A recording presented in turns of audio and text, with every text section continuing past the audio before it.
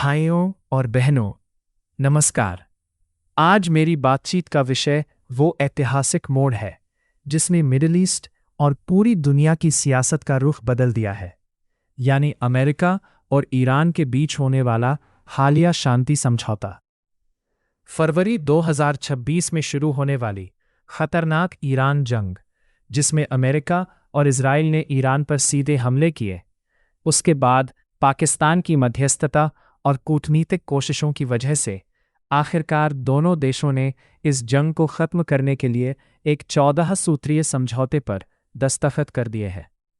भारत और पाकिस्तान के अवाम के लिए ये विषय बेहद ज़रूरी है। पाकिस्तान ने न सिर्फ इस युद्ध विराम में मुख्य भूमिका निभाई, बल्कि इलाके में अमन बनाए रखने के लिए अपनी ज़मीन पर बातचीत की मेज़बानी की।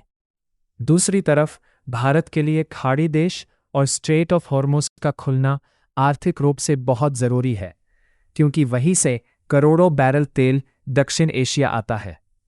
आइए इस ऐतिहासिक समझौते के सभी 14 बिंदुओं का विस्तार से जायजा लेते हैं, ताकि समझ सकें कि पर्दे के पीछे क्या तय हुआ है। हाज़िरन, ये समझौता कुल 14 ज़रूरी बिंदुओं पर आधारित है, जिनका सारांश कुछ इस तरह है। पहला बिंदु सैन्य कार्रवाइयों को तुरंत रोकने का है।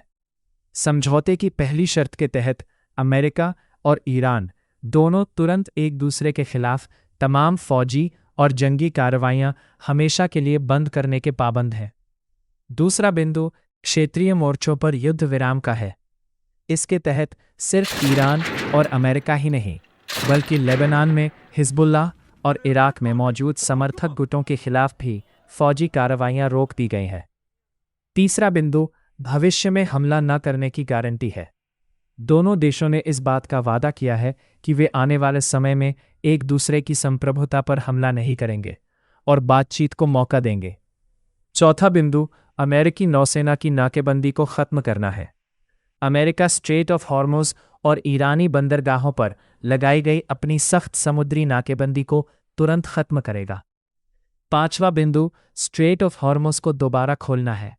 ईरान स्ट्रेट ऑफ हॉर्मुज़ में व्यापारिक जहाज़ों की आवाजाही पर लगी तमाम पाबंदियां हटा देगा, ताकि वैश्विक अर्थव्यवस्था और तेल की सप्लाई दोबारा बहाल हो सके। छठा बिंदु युद्ध के नुकसान को स्वीकृत करना है। जंग के दौरान होने वाले जान माल के नुकसान को माना गया है, जिसमें आम जनता और सरकारी संपत्तियों को पहुंचने वाले नुकसान शामिल है। सातवां बिंदु ईरान के लिए $300 अरब का फंड है। ईरान की तबाह हो चुकी अर्थव्यवस्था और बुनियादी ढांचे को दोबारा बनाने के लिए $300 अरब का एक अंतर्राष्ट्रीय विकास फंड बनाया जाएगा। हालांकि इसमें अमेरिका सीधे पैसे देने के लिए बाध्य नहीं होगा। आठवां बिंदु ईरान के सीज किए गए पैसों की वापसी है। अमेरिका अलग अलग वैश्विक बैंकों में फंसे ईरान के $12 अरब के सीज खाते तुरंत बहाल करेगा, ताकि ईरान को आर्थिक राहत मिल सके। नवा बिंदु परमाणु हथियार न बनाने का वादा है।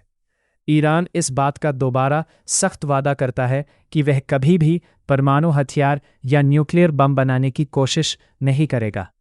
10वां बिंदु तेल के व्यापार पर पाबंदियों में ढील देना है।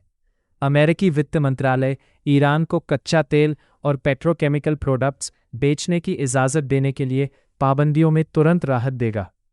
11वां बिंदु संयुक्त राष्ट्र के इंस्पेक्टरों की वापसी है।